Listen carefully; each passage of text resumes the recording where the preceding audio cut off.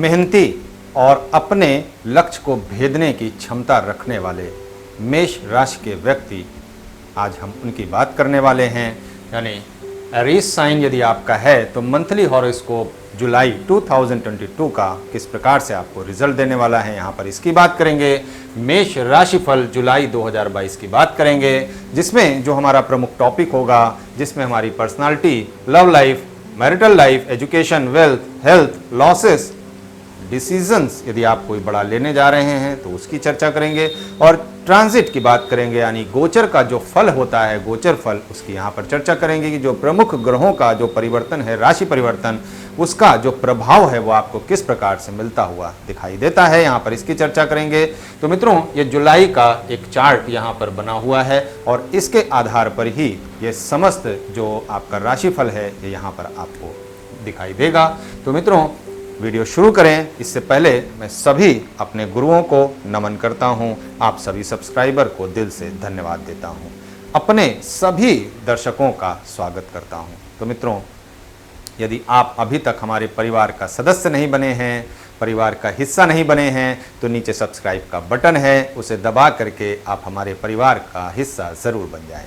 अपनी प्रतिक्रिया वीडियो में एक लाइक के रूप में ज़रूर दें। आप हमारी वेबसाइट पर भी विजिट कर सकते हैं astroyes.com पर, वहाँ पर आपको बहुत ज़्यादा चीज़ें देखने को मिलेंगी और वहाँ पर आपको एस्ट्रोलॉजी, वास्तु और न्यूमरोलॉजी से जुड़ा हुआ और रेमेडी से जुड़ा हुआ बहुत सी जो आपको विकल्प हैं वो वहाँ पर मिलेंगे। तो निश्चित तौर पर आपको इस वेबसाइट पर विजिट ज़रूर करना चाहिए। तो astroyes.com, इसका लिंक नीचे डिस्क्रिप्शन में भी आपको मिल जाएगा, आप वहाँ से भी जा सकते हैं। मित्रों, वीडियो शुरू करें इससे पहले हम यहाँ पर एक जो प्रमुख तारीख है उसका हमने यहाँ पर वर्णन किया है और प्रमुख तारीख में जो हमारे ग्रहों का गोचर हो रहा है, राशि परिवर्तन हो रहा है, उसके अनुसार यहाँ पर आपको जो परिणाम मिलने वाला है तो उसकी चर्चा शुरू करें। इससे पहले यहाँ पर हम देखते हैं कि जो 1 जुलाई को बनने वाला जो चार्ट है वो किस प्रकार से आपका जो निर्मित हो रहा है। तो यहाँ पर लगन में ही मंगल, यूरेनस और राहु की पोजीशन है, यानी एक बहुत ही ज़्यादा ज्वलंत पोजीशन आपके लगन में ही बनी हुई है। ये आपके लिए फ़ायदेमंद भी है और आपके लिए नुकसानदेह भी है। किस प्रकार से फ़ायदेमंद है और नुकसानदेह है, इसकी चर्चा हम करेंगे आगे। शुक्र देव और बुध देव दोनों का एक जो कंजंक्शन है वो आपके दूसरे घर में यहाँ पर दिखाई दे रहा है और यहाँ पर दूसरे घर में जब दिखाई देगा इनका कंजंक्शन, तो ये आपके लिए काफ़ी फ़ायदेमंद हैं यदि आप पार्टनरशिप करते हैं, या और किस तरह की आपके फ़ायदे मिलने वाले हैं इसकी भी यहाँ पर चर्चा हम जरूर करेंगे आगे। अब यहाँ पर यदि देखें तो सूर्य की पोजीशन आपके तीसरे घर में है, चौथे घर में चंद्र की पोजीशन है, 5वां घर खाली है, 6ठा घर खाली है, 7वें घर में आपके केतु की पोजीशन है, 8वें घर खाली है, 9वां घर खाली है, 10वें घर में आपके प्लूटो की पोजीशन बनी हुई है जो काफ़ी पहले से बनी हुई है, और 11वें घर में शनि की पोजीशन है, लेकिन रेट्रो होकर के यहाँ पर शनि अपनी प्लेसमेंट बनाए हुए हैं और ये रेट्रो की पोजीशन से ये अपना राशि परिवर्तन जब करेंगे तो उसका प्रभाव भी आपको बदलता हुआ मिलेगा, उसकी चर्चा भी हम आगे करेंगे। गुरु ग्रह और नेपच्यून ये दोनों ग्रह आपके 12वें भाव में बैठे हुए हैं और यदि राशि की भी बात की जाए तो पाइसेस साइन में है और ये दोनों ग्रह पाइसेस साइन के ही आधिपत्य यानी पाइसेस साइन के ही लॉर्ड बनते हैं। तो यहाँ पर ये एक स्ट्रॉन्ग पोजीशन में यहाँ पर बैठे हुए हैं। तो ये अब देखा जाए तो पूरी जो प्लैनेटरी पोजीशन है उसके आधार पर काफ़ी स्ट्रॉन्ग चार्ट है यहाँ पर इस महीने का। तो आपका अपना जो जन्म कुंडली है उसको भी आप निकालें और उसमें भी देखें कि आपकी अपनी जन्म कुंडली क्या कहती है। यदि जन्म कुंडली आपके सपोर्ट करती है तो ये समय आपके लिए काफ़ी बलवान होने वाला है, आपको काफ़ी फायदा देने वाला है, हर प्रकार से आपके फेवर में ही आने वाला है। तो सबसे पहले यदि बात करें पर्सनालिटी की, तो यहाँ पर देखें कि आपके अंदर एक जो एग्रेसिव नेचर है वो आपका बहुत ज़्यादा डेवलप होने वाला है। यदि आप शांत स्वभाव के हैं तो आपके अंदर जरूर परिवर्तन दिखाई देगा। ये समय आपके लिए बहुत अच्छा समय हो सकता है यदि आप कोई नई शुरुआत करने जा रहे हैं। स्वतंत्र विचारधारा यहाँ पर आप अपनी रखने वाले हैं। जब आप स्वतंत्र विचारधारा रखते हैं तो ऐसे में आपके अंदर एग्रेशन का भी डेवलप हो जाना स्वाभाविक हो जाता है। अपने एग्रेशन को कंट्रोल करें, ये रेमेडी भी आपको करनी होगी। यदि आप अपने एग्रेशन को कंट्रोल नहीं करेंगे और वो मिसगाइड हो गई तो ये आपके लिए बहुत ज़्यादा समस्या दे सकती है। ये वास्तविकता में देखा जाए तो ये जो स्थिति बनी हुई है ये सिर्फ व्यक्तिगत ही नहीं है, बल्कि समाज के लिए भी किसी भी तरीके से अच्छी पोजीशन नहीं है।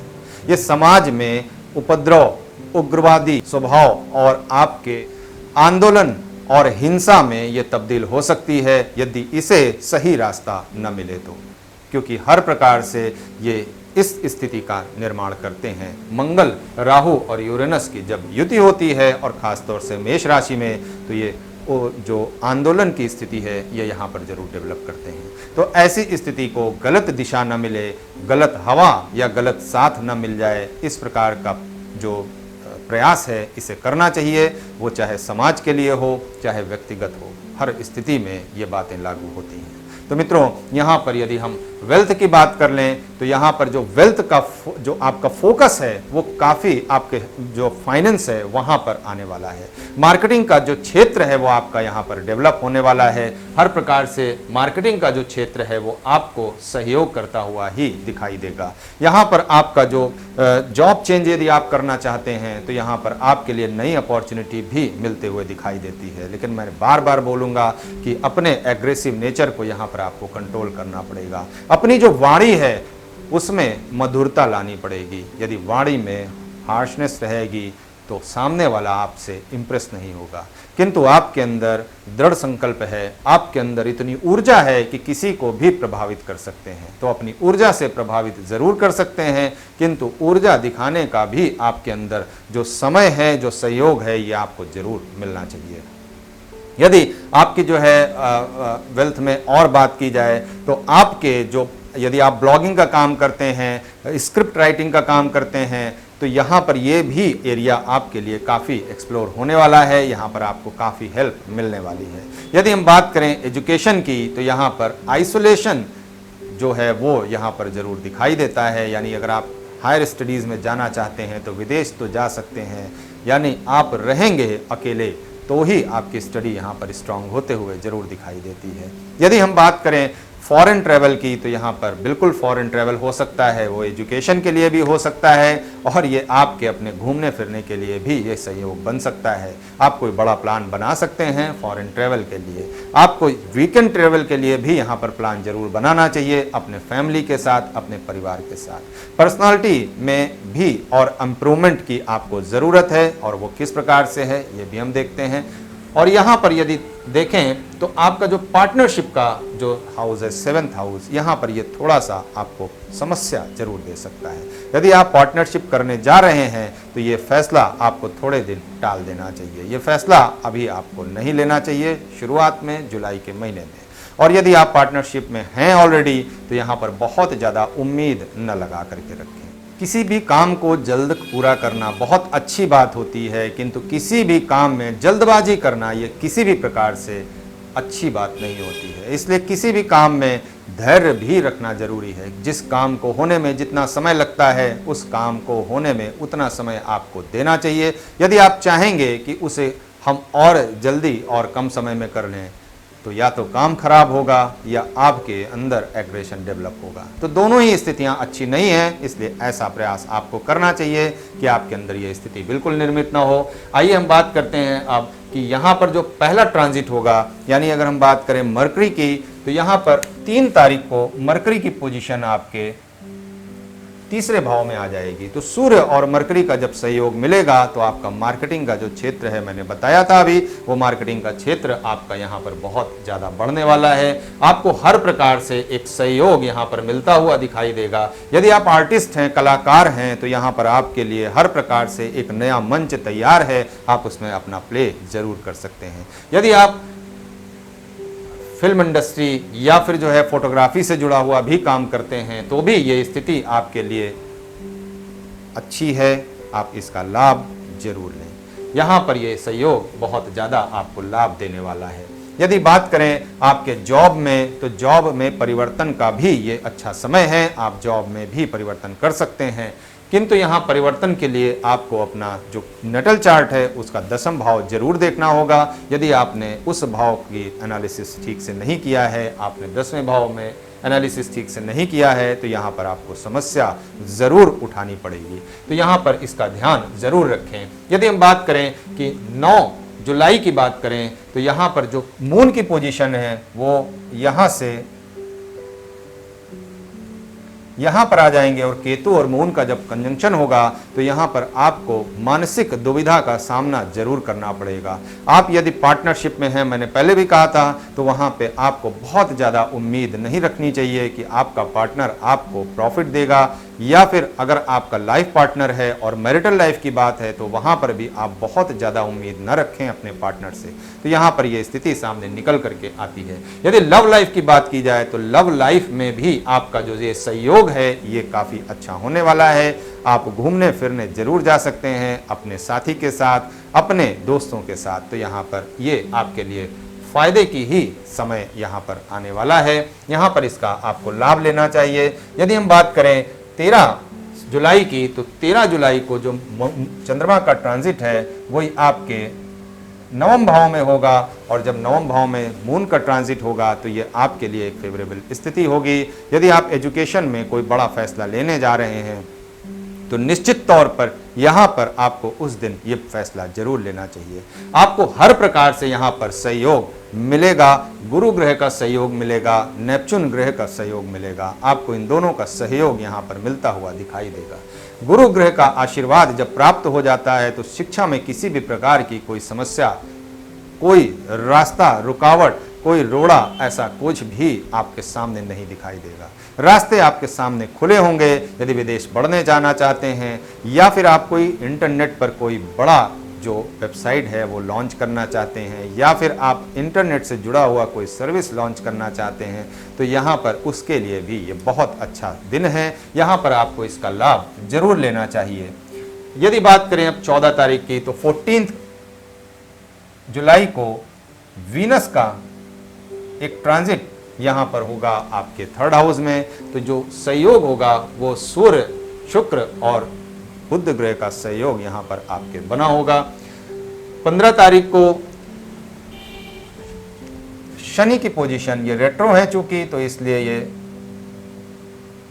यहाँ पर आपके प्लूटो के साथ यहाँ पर आ जाएंगे, और शनि प्लूटो यहाँ पर एक साथ आ जाएंगे, और यहीं पर मून का भी ट्रांजिट हो जाएगा। तो काफ़ी बड़ी एक जो स्थिति निकल करके आती है यहाँ पर, ये 2 ट्रांजिट आपके होंगे, मरकरी, वीनस, सैटर्न और मून, 2 ट्रांजिट ये दोनों ग्रहों पे होंगे। तो आपका जो 3रा और 10वां भाव है यहाँ पर ये सबसे ज़्यादा एक्टिवेट हो जाएगा, और यहाँ पर इससे जुड़े हुए जितने भी काम हैं आपके वो जरूर प्रभावित होते हुए दिखाई देंगे। यहाँ पर यदि आप अपने अथॉरिटेटिव नेचर को कंट्रोल नहीं करेंगे तो आपके साथ समस्या जरूर होगी। यहाँ पर आपका जो मेंटल लेवल है वो यहाँ पर थोड़ा डिप्रेसिव हो सकता है। एग्रेशन की मात्रा यहाँ पर आपके अंदर बढ़ सकती है। यानी अगर आपका एग्रेसिव नेचर है तो यहाँ पर आपके अंदर जरूर एग्रेसिव जो बिहेवियर है वो आपका सामने दिखाई देगा। अपने आसपास के एनवायरनमेंट को किसी भी तरीके से क्षति न पहुंचाएं, ऐसा निवेदन यहाँ पर कर रहा हूँ इस दिन यहाँ पर बनने वाली इस प्लेनेटरी पोजीशन के अनुसार। यहाँ पर यदि बात करें 17/7 यानी 17 जुलाई को, तो सूर्य, मरकरी और चंद्रमा की यहाँ पर एक जो ट्रांजिट होगा, ये तीनों जब हो जाएगा तो यानी आपके जो सूर्य,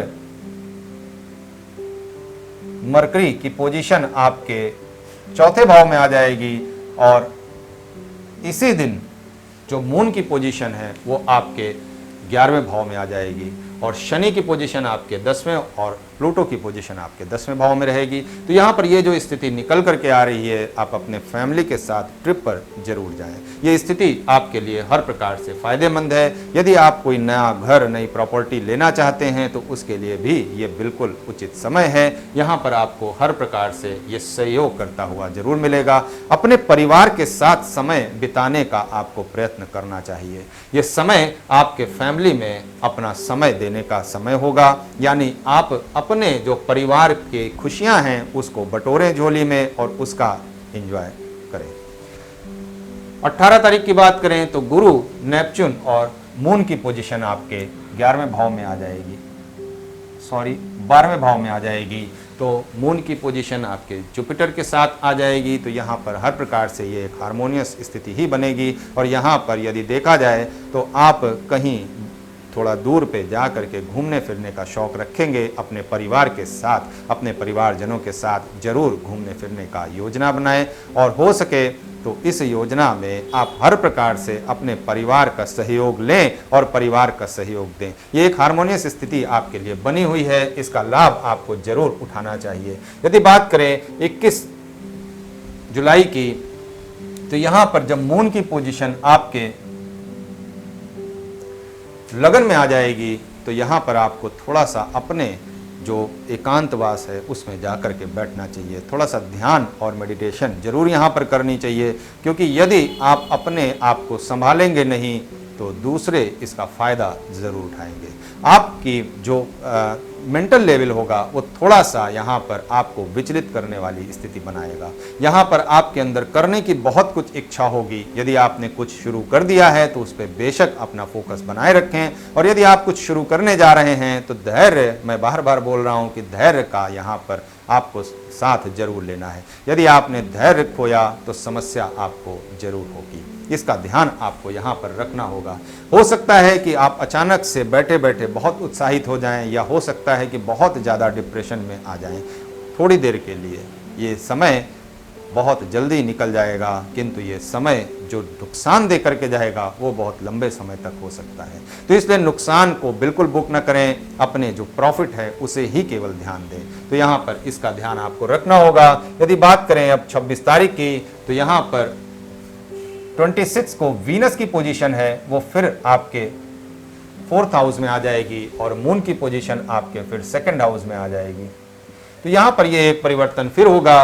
और यदि 29 तारीख की बात करें तो यहाँ पर आपके 29 तारीख को मून की पोजीशन फिर यहीं पर अपनी जगह पे आ जाएगी, यानी ये काफ़ी हार्मोनियस स्थिति आपकी फिर बनेगी। तो यहाँ पर जो स्थिति बन करके निकल के आ रही है, तो यहाँ पर फिर एक अपना जो फैमिली एनवायरनमेंट है, यहाँ पर आप अपना विशेष जो समय है वो बिताने वाले हैं। मैं यहाँ एक बात और बोलूँगा, अपने ईगो को जरूर कंट्रोल करें। यहाँ पर यदि ईगो को कंट्रोल नहीं किया तो आपको समस्या जरूर उठानी पड़ सकती है। यदि हेल्थ की बात की जाए तो हेल्थ में आपका सर दर्द यहाँ पर जरूर हो सकता है, तो यहाँ पर इससे आपको जरूर बचना चाहिए। यदि आपने अपनी इस स्थिति को कंट्रोल नहीं किया तो आपको हेडेक की प्रॉब्लम जरूर होगी। इससे आपको बचने के लिए आपको ध्यान और अच्छी नींद की आवश्यकता जरूर होने वाली है। तो यहाँ पर अच्छी नींद लीजिए, और यहाँ पर हर प्रकार से अपने जो आने वाले समय है उसका फ़ायदा आपको उठाना चाहिए। यदि बात करें हम एजुकेशन की, तो हमने एजुकेशन की बात की, और यदि बात करें वेल्थ की तो हमने वेल्थ की भी बात की, और यदि बात करें बड़े नुकसान की तो यहाँ पर बड़े नुकसान की भी हमने बात की कि यदि ध्यान नहीं देंगे, अपने एग्रेशन पे कंट्रोल नहीं करेंगे, तो वो चाहे जॉब हो, चाहे आपका बिजनेस हो, और चाहे आपका जॉब वर्क हो, हर जगह आपको अपने एग्रेसिव बिहेवियर की वजह से नुकसान उठाना पड़ सकता है। आंदोलनकारी स्थिति आपकी निर्मित होगी। आपके अंदर एक स्वतंत्रता की जो चाहत है और स्वतंत्र तरीके से काम करने की जो इच्छा है, इसमें आप सफल जरूर होंगे, किंतु अपने सफलता के रास्ते में आने वाली जो रुकावटें हैं उनको आपको ध्यान में जरूर रखना होगा। और ये रुकावटें आपके अंदर स्वयं से उत्पन्न हो रही हैं, तो इसलिए आप इसे बाहर न ढूंढें। इसकी समस्या का समाधान आप बाहर न ढूंढें, अपने अंदर ही देखें। यदि आपने अपने अंदर अपनी मानसिक स्थिति को सही कर लिया तो यहाँ पर हर रुकावट का सामना भी समझिए आपने कर लिया। यदि आप जो है हेल्थ की बात कर रहे हैं तो यहाँ पर मैंने हेल्थ की भी बात की कि हेडेक आपको यहाँ पर हो सकता है, और उस हेडेक से आपको बचने की आवश्यकता यहाँ पर जरूर होने वाली है। तो मित्रों, उम्मीद करता हूँ कि आप अभी तक हमारे परिवार का सदस्य बन चुके होंगे। नीचे सब्सक्राइब का बटन है, उसे दबा करके आप हमारे परिवार का हिस्सा अब तक बन चुके होंगे। अपनी प्रतिक्रिया हमें कमेंट के माध्यम से नीचे अब तक एक जो टाइप का सेक्शन है आपका कमेंट का, वहाँ पर आप टाइप कर चुके होंगे और अब तक आप उसे भेज चुके होंगे। अपनी प्रतिक्रिया हमें एक लाइक के रूप में ज़रूर दें। मिलते हैं अगली वीडियो में, तब तक के लिए नमस्कार।